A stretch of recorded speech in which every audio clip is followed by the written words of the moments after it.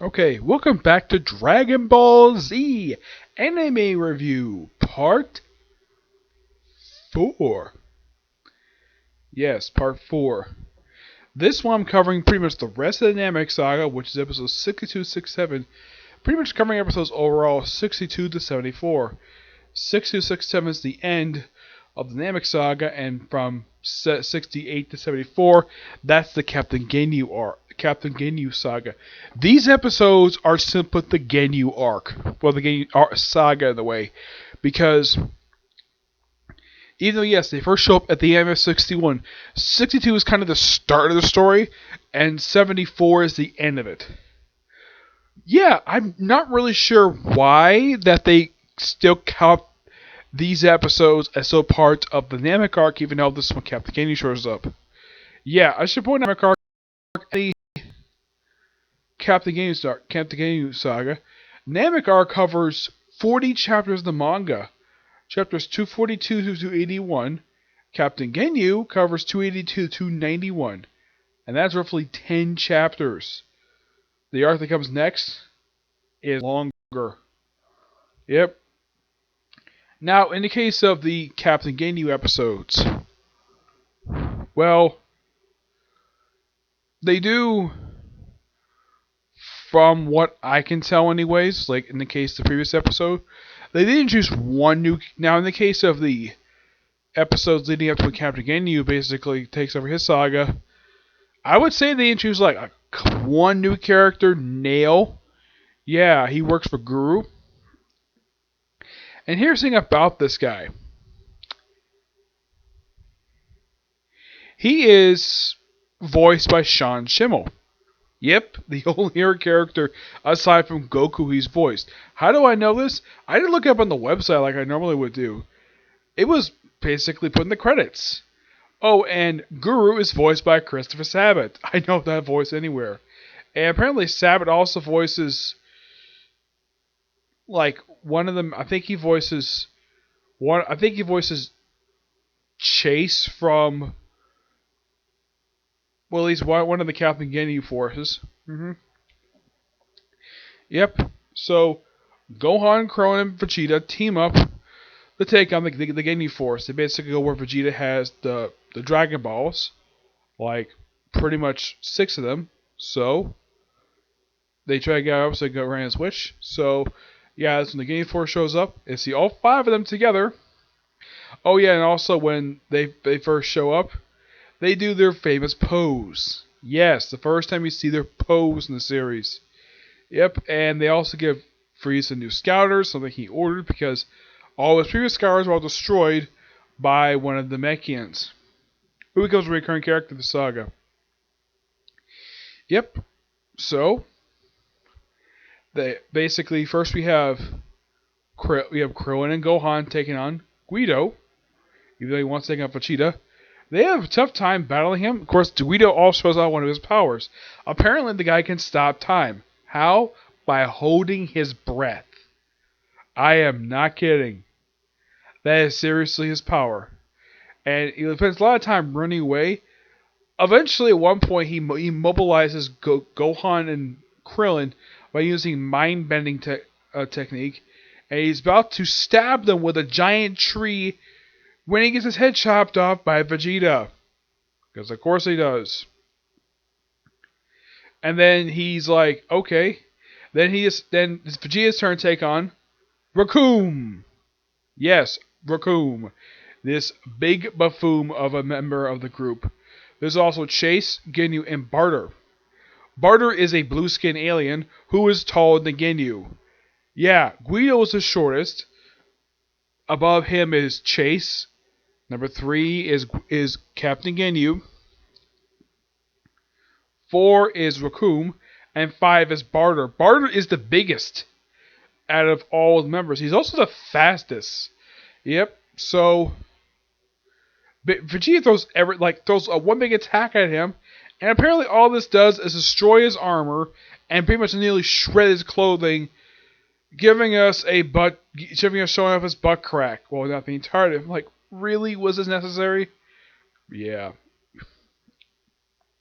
Krillin gets a chance to take him on, And of course he asks, like, can I take him on too? He's like, yeah, but you're buying us lunch for a whole week. Like, oh man. Oh, in the case of Guido, like he says, if you lose, you're out of the Ginyu Force and you're off the bowling team. I'm like, wow.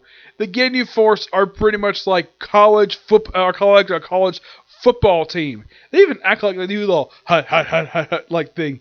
Yes, they even do that. I'm like, okay, yeah, that's simply what the Ginyu Force are. A bunch of college football players who think they're having fun by killing people.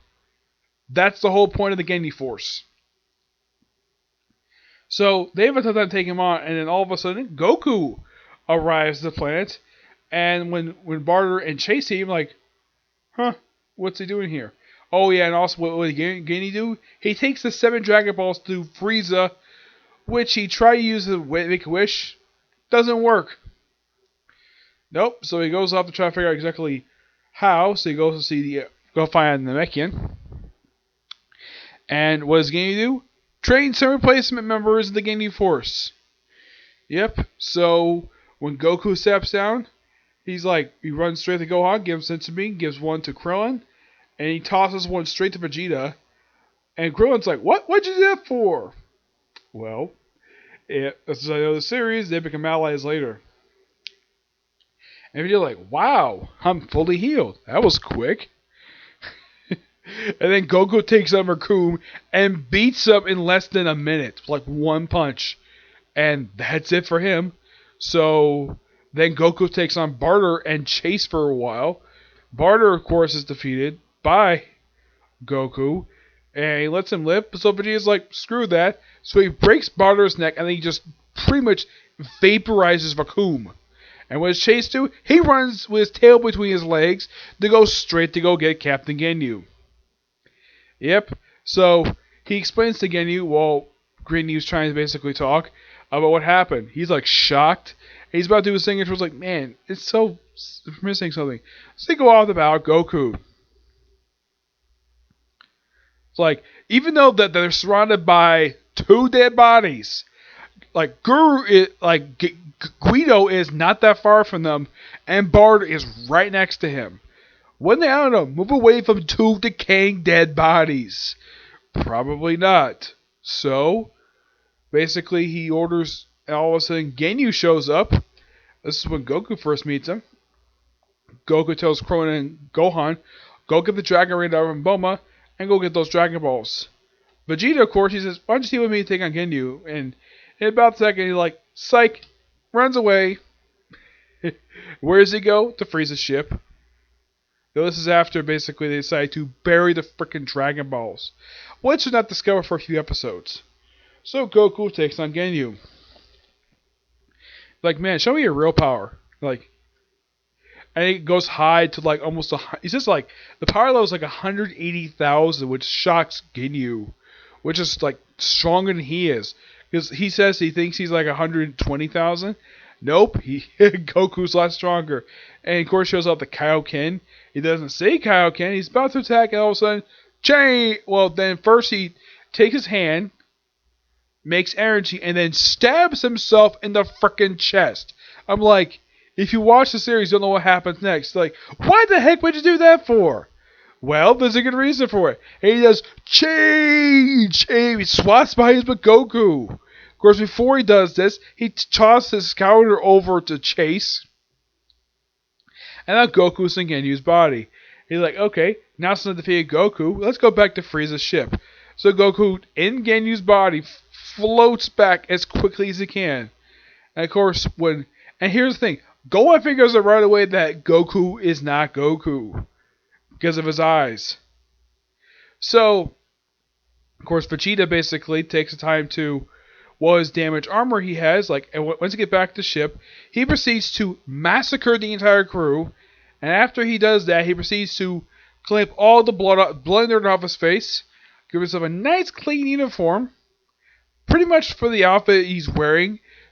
With the exception of the under thing, the outfit pretty much is the same. It's the outfit he wears up until very recently. Yep, he wears this outfit pretty much the rest of the series. Though he does change it once after this to a different attire. Mostly, but he wears the same outfit: white boots, white gloves, basically blue jumps into here. It's dark blue. Later on, it switches to light blue and like a battle vest, which is an outfit you pretty much wear for the rest of the franchise. The rest of the time you see him, he wears this outfit. So basically, Vegeta debuted his definitive outfit, just like how Goku in the second arc of Dragon Ball debuted his signature attire. He wear pretty much the rest of the franchise. The only thing they changed for is they added something to it. For Vegeta, it's kind of the same thing. All I did with him was just change the other thing. But mostly it's his outfit that he wears for the rest of the franchise. I mean, there's one thing you definitely say about Vegeta is that both him and Goku kind of do the same thing. Basically, like not exactly the first arc they featured, but Vegeta, this is the third arc he's featured. This is, of course, this is the third arc he's featured because, of course, with Captain Ginyu. So, he switches up, and of course, Ginyu shows up. So, basically, Gohan, Krillin take on the fake Goku, fights him for a while, and then he gets beat up so much, even by Vegeta nearly kills him, and he proceeds, and he's like, okay, I need to swap bodies with Vegeta, because his body is damaged. So he proceeds to change, so Goku jumps right in front of the beam, gets back in his own body, it's like, he's like, oh crap, I'm back in my old body. He's like thinking, okay, let's have Vegeta beat me up, and I'll take his body. And Vegeta proceeds to nearly kill the man.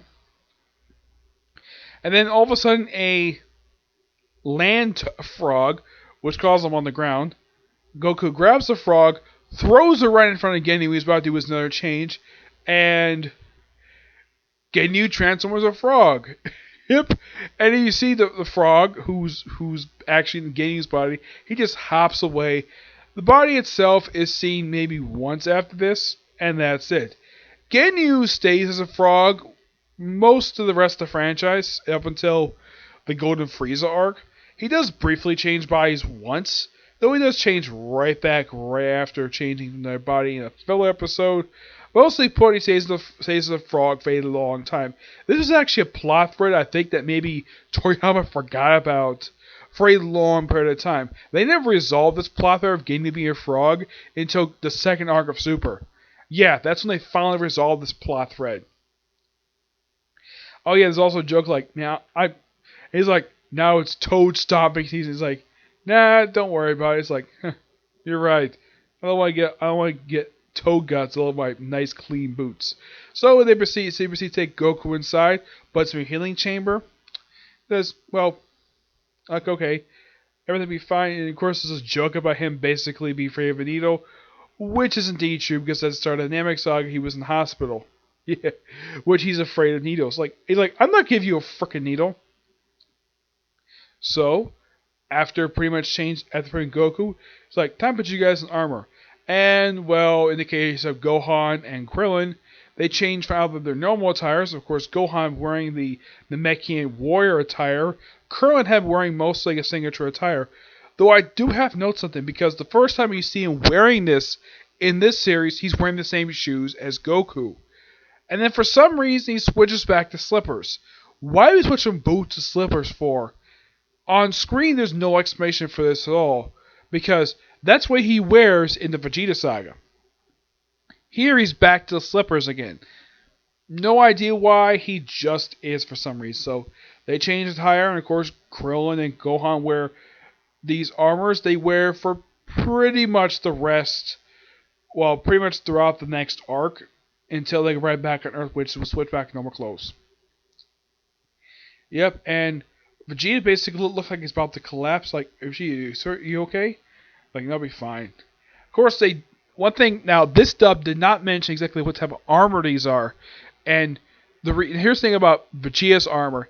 You see, in another dub I heard, he did mention the armor he wears, it might be explained later, that he's wearing older armor. While in the case of Krillin and Gohan, they're wearing different species armor. Yeah. But yeah, that's pretty much the end of the arc itself. It's a pretty good set of episodes, setting up for... Oh, one other thing. Nail, of course, gets a fight with Vegeta, which nearly resolves in the beginning. Well, before he fights Frieza, he does briefly take on Easily beats a few Namekians who's got a very weak power level. He didn't say what the power level is, just easily beats him like less than like a minute. Then he proceeds to fight Nail, and Nail, one point, gets his arm chopped off, and he grows up by basically making the second Namekian in this franchise who actually has his arm back. The first one being Piccolo. Yep. And, well, he keeps finding, like, give me a password. Like, nope. And it's revealed by Guru that Dende's got the password, not Nail. Nail does not have the password. Don't worry, Nail does not stay. Don't worry, Nail does appear at the start of the very next arc of the series, which I will discuss in the next video for this particular review series. For part 5, when I talk about the Frieza saga, the longest saga of the entire franchise. Though I'm going to split it in 2 parts. The saga itself is 34 episodes long. Yeah, it's pretty long itself. Okay, so that's it for this particular review. Stay tuned for tomorrow for my review of next arc for Dragon Ball. Well, first part of my review for next arc for Dragon Ball Z Frieza Saga. Okay, see you next video. Bye.